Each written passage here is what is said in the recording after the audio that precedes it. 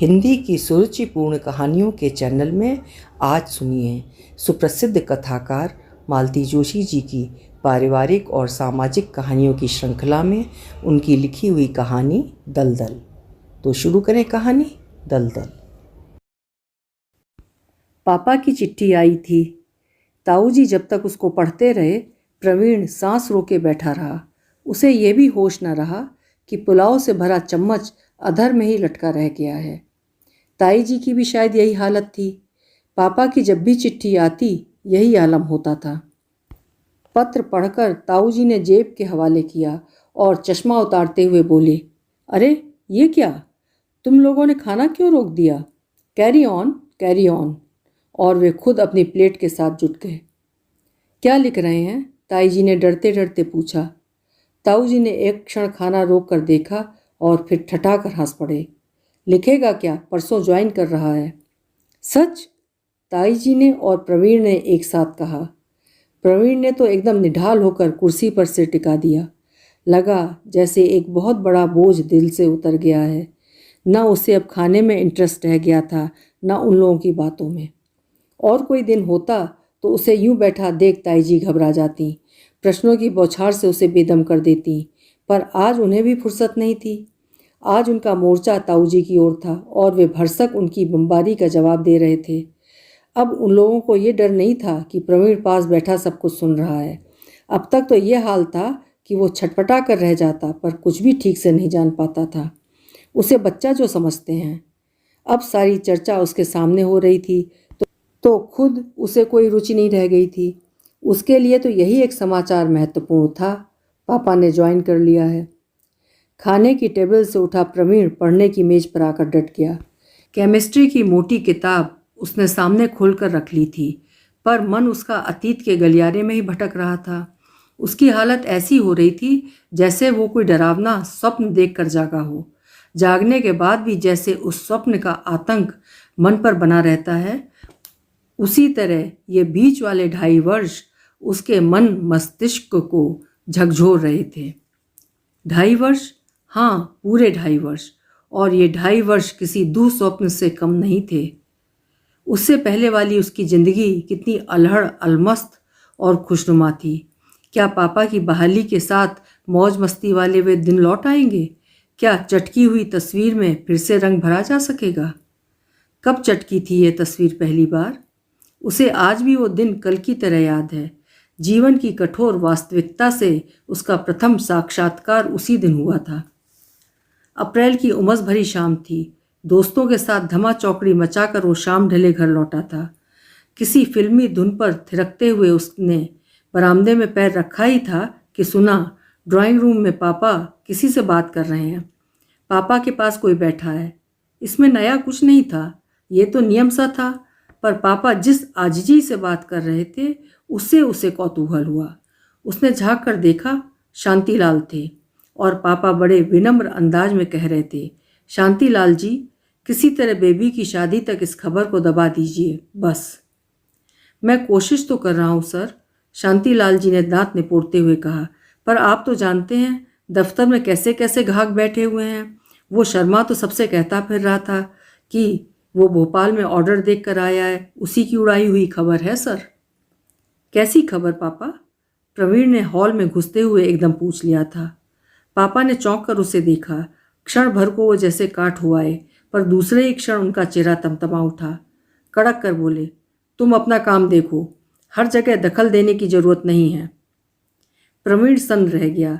पापा उससे इस तरह बोलेंगे ये उसने कभी नहीं सोचा था, और वो भी शांतिलाल जैसे 2 कौड़ी के आदमी के सामने। अपमान से वो भीतर तक लाल हो आया। वो खूब जानता था कि शांतिलाल इसी जरा सी बात को नमक मिर्च लगाकर कितनी बड़ी बना देगा। शर्म के मारे प्रवीण से तो बाहर निकला नहीं जाएगा। पता नहीं क्यों उसे शांतिलाल से इतनी नफरत थी। जब देखो ही करता रसोई तक चला आएगा। मम्मी इतनी नफासत पसंद हैं कि उनके सामने चपरासियों की घिग्गी बधी रहती है, पर वे भी इस बॉडम को जब्त कर लेती हैं, पता नहीं कैसे। बुरी तरह आहत होकर मम्मी दरबार में गुहार लगाने वो भीतर पहुंचा, पर मम्मी कमरे में थी ही कहाँ। इन दिनों तो उनका पूरा दिन दीदी के कमरे में बीतता था, और दीदी का कमरा एक अच्छा खासा गोदाम बन गया था। जिस दिन से सगाई हुई है घर में सामान बस आता ही जा रहा है। कभी कभी तो इन लोगों को इतना भी होश नहीं रहता कि एक ही चीज़ बार बार न मंगाएं। एक ही दुकान से सामान खरीदे आदमी तो ऐसा घपला होगा भी नहीं, पर इन्हें तो शहर की सारी दुकानों की खाक छाननी होती है ना। चले आ रहे हैं 3 ड्रेसिंग टेबल्स, 4 सोफ़ा सेट, फिर दीदी रानी सबसे बढ़िया पीस सेलेक्ट करती हैं, बाकी लौट जाता है, उसकी एवज में कुछ और आ जाता है। बिजली का सामान तो कोई लौटाने को भी कह नहीं सकता, मम्मी सब उठा कर रख लेती हैं। कहती हैं आए दिन तो शादी ब्याह में जाना होता है, सब काम आ जाएगा। उस दिन भी मम्मी और दीदी बड़े मनोयोग से स्टील के डिनर सेट का मुआयना कर रही थीं। एक एक चम्मच को उलट पलट कर देखा जा रहा था, एक एक डोंगे का वजन हाथों से तौला जा रहा था। मन में ढेर सी शिकायत लेकर पहुंचा था प्रवीण, पर नए बर्तनों की चमक दमक में खुद भी खो गया। काले चमकते सनमाइका टॉप पर वो बड़े करीने से प्लेटें लगा रहा था जब पापा कमरे में दाखिल हुए। प्रवीण को इतना समय ही नहीं मिला कि वो दीदी को सावधान कर दे और वो चिहुक पड़ी। पापा देखिए ना, ये डोंगे हमें ज़रा भी अच्छे नहीं लगे, वो पारीक ब्रदर्स वाला सेट ही फिर से मंगा दीजिए ना। अब अपनी पसंद का सामान अपने घर जाकर खरीदना, यहाँ तो बस यही मिलेगा। पापा ने इतनी रुखाई से कहा कि दीदी स्तब्ध रह गईं और फिर दूसरे ही क्षण उनकी आंखें छलछला आईं।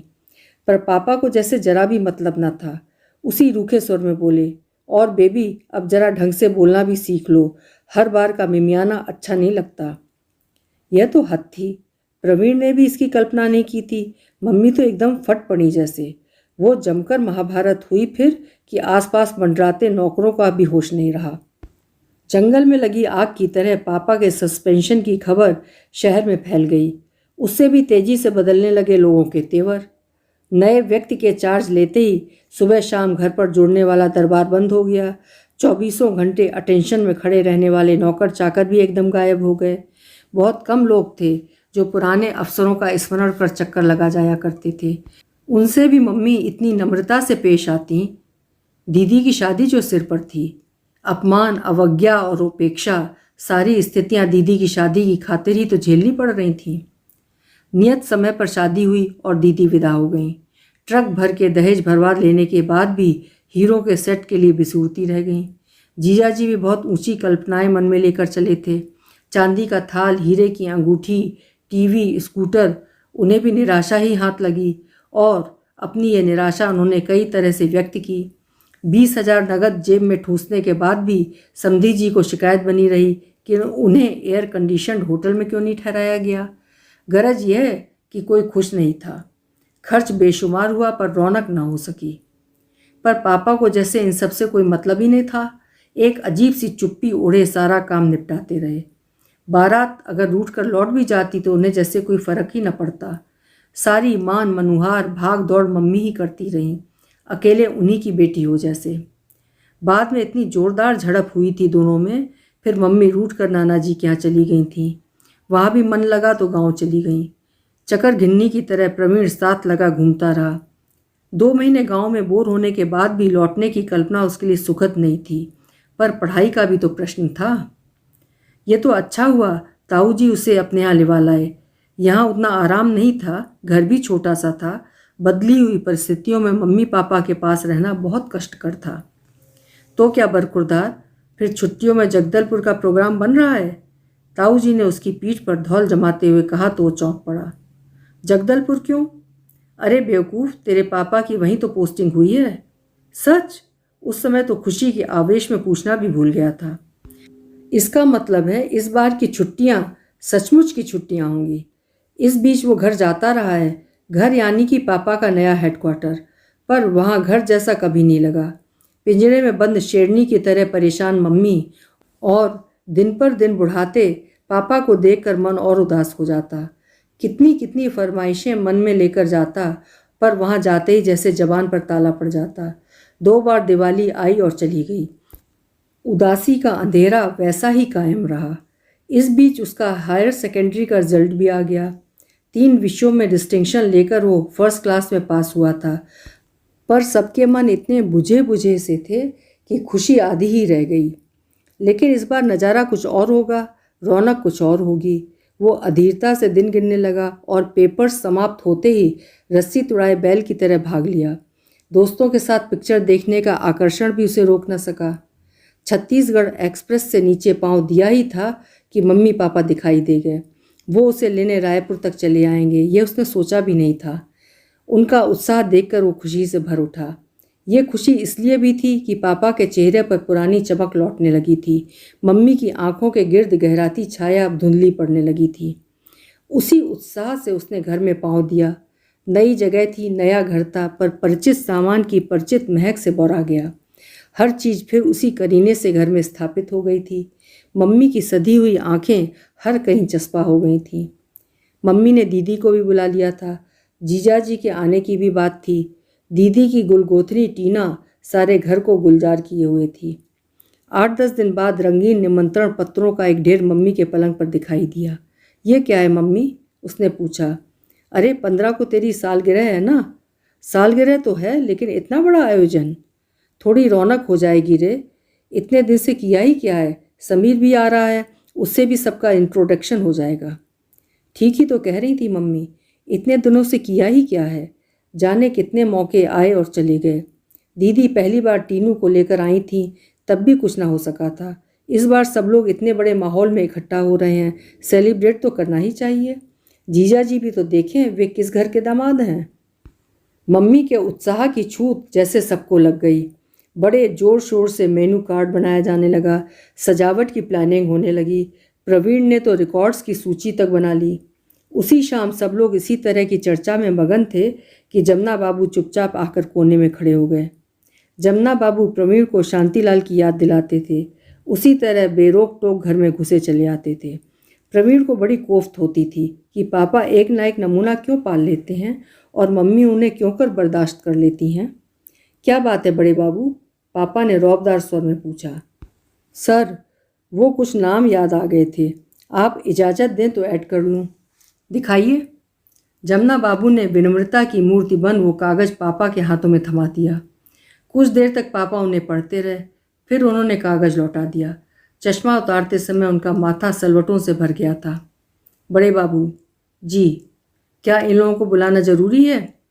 सर, वो ऐसा है सर कि इनमें से कुछ लोग बड़े काम के आदमी हैं, कुछ ऐसे लोग हैं सर कि उन्हें नाराज़ नहीं किया जा सकता। आप पहली बार कुछ कर रहे हैं, जमुना बाबू ने जबरन हकलाते हुए कहा। ठीक है, पापा ने बेजारी से कहा, आप जैसा ठीक समझें। प्रवीण इतनी देर से चुपचाप सुन रहा था। एकाएक जैसे उसके सामने सब कुछ दिन के उजाले की तरह साफ हो गया। उसने झपट कर जमुना बाबू के हाथों से लिस्ट ले ली और कहा, मुझे भी कुछ नाम याद आ गए हैं, लिस्ट कल ले लीजिएगा। वे कुछ देर तक भौचक से देखते रहे, फिर धीरे धीरे बाहर चले गए। उनके जाते ही प्रवीण ने कागज़ के टुकड़े टुकड़े कर हवा में उछाल दिए। ये क्या किया बेवकूफ़? पापा गरजे। ये पार्टी नहीं होगी मम्मी। पर क्यों? और ये तय करने वाले तुम कौन होते हो? पापा फिर गरजे। बेटे, इसी बहाने तो 4 लोगों से मेल मुलाकात होती है। हम लोग शहर में नए नए आए हैं, मम्मी ने समझाना चाहा। मम्मी, प्रवीण ने सख्ती से कहा, आप शौक से मेल मुलाकात बढ़ाइए, पर इसके लिए मुझे मोहरा न बनाइए प्लीज़। उसकी बात पूरी भी ना हो पाई थी कि पापा के हाथ का एक भरपूर थप्पड़ उसके गालों पर पड़ा। वो सिर से पांव तक झंझना उठा। अरे अरे, आप लोग ये क्या बचपना कर रहे हैं? मम्मी रुआसी हो उठी। ये तुम्हारे सपूत कॉलेज जाकर ज़्यादा अक्लमंद हो गए हैं, पापा ने कहा और उठकर चले गए। मम्मी कभी उसे कभी पापा को देखती रहीं। उसका मन हुआ कि कह दे, मम्मी मुझे कॉलेज ने नहीं परिस्थितियों ने अक्लमंद बनाया है। इन 2 सालों में इतना बुजुर्ग हो गया हूँ कि हर चीज़ के आर पार देखने लगा हूँ, तभी तो। पर वो चुप ही बना रहा, कहता भी क्या और किससे। दलदल से कोई उबरना ही ना चाहे तो कोई क्या करे। अभी आप सुन रहे थे मालती जोशी जी की लिखी हुई कहानी दलदल। उम्मीद है कहानी आपको पसंद आई होगी। कल मिलेंगे फिर किसी उम्दा कहानी के साथ। आपका समय शुभ हो।